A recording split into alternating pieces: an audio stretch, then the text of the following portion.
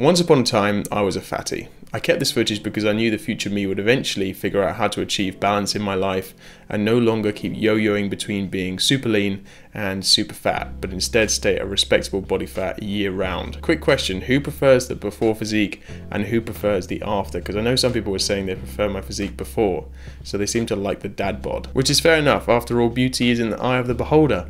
But I think these people need to get their eyes tested, because on what planet that looks good, I personally don't know. I mean, come on, look at that belly. Look at the arms, look at the face, everything is so much more puffy. There's a 10 kilo difference between these two videos. 10 kilos is 22 pounds, but the biggest weight wasn't the physical weight that I lost, but the metaphorical weight that came off my shoulders because I didn't have to look at my off-season belly every day in the mirror. This whole idea of an off-season, to me, it is a little bit silly. The fact that you only let yourself look good for maybe 2 or 3 weeks out of the year after you finish a diet, and then you're back into your off season again. For me, the idea of an off season has always just been an excuse to get fat, but principally I do not enjoy being 22 pounds heavier, and I've thought of 10 reasons why. I look worse, my joints hurt, I have a much more negative mindset, my confidence is affected, I'm less motivated to train, my cardiovascular performance takes a hit, my skin gets worse, eating that much every day takes a massive toll on my digestive system, I'm less productive, and I actually have less energy, which seems contradictory. You'd think if you're consuming all these calories, you'd have a lot of disposable energy, but for me, it just makes me more lethargic. Yes, I am body shaming my previous physique, but it is my physique, so I feel like I'm allowed to do that. I'm not trying to make anyone feel bad about their physique, but fundamentally, it shouldn't matter what others' opinions are anyway. Only one that matters is how you feel about yourself. But if you are letting yourself get to an unhealthy body weight where, for instance, your blood markers for certain diseases are getting worse, that to me is where you draw the line. When it starts to impact more than just how you look, but instead how healthy you are physically, then something ought to be done. But perhaps what's more important is how it affects you mentally.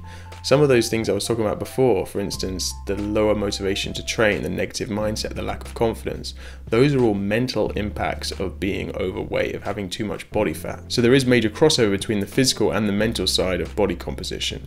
Now, when I look at those pictures and videos, two things come to mind. The first is that when I was that fat, I was definitely eating out of boredom, which is just a terrible habit to have, and one I'm so glad I've kicked, because I'm so much more productive now as a result.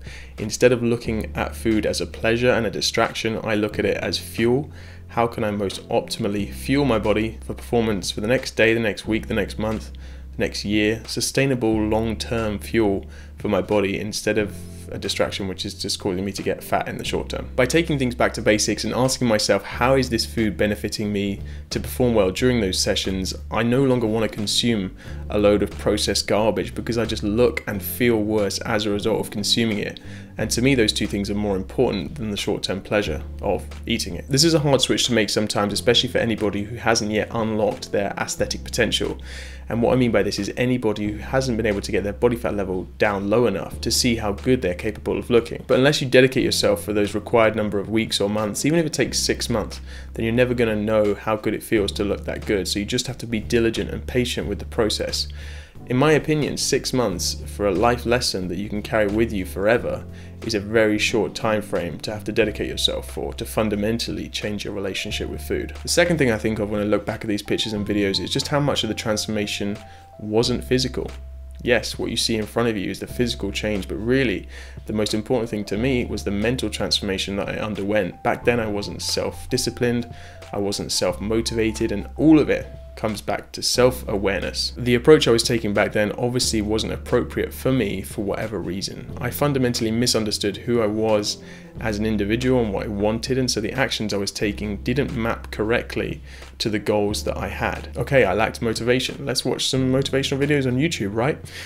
Unfortunately, it's not that simple. All you're doing is temporarily addressing the symptom rather than fixing the cause of the problem. You want drive, you want something to push you that exists in perpetuity, so you have to find that. It's not going to be the same thing for every single person. This ties into self-discipline. Okay, let's be self-aware and figure out what actually is going to discipline me.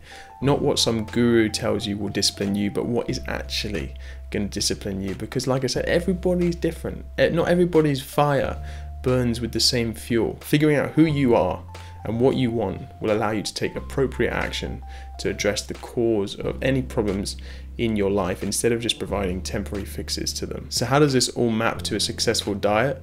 Well, you need to understand yourself and what is going to discipline you, what is going to keep you accountable. And I don't just mean accountable for the 30 minutes after you watch a Greg Plitt motivational video, rest in peace.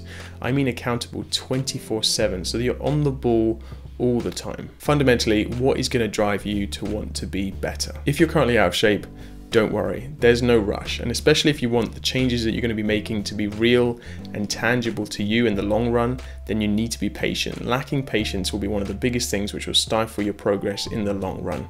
I hope this video has been helpful and that you can find some positive message from it, and I'll see you soon.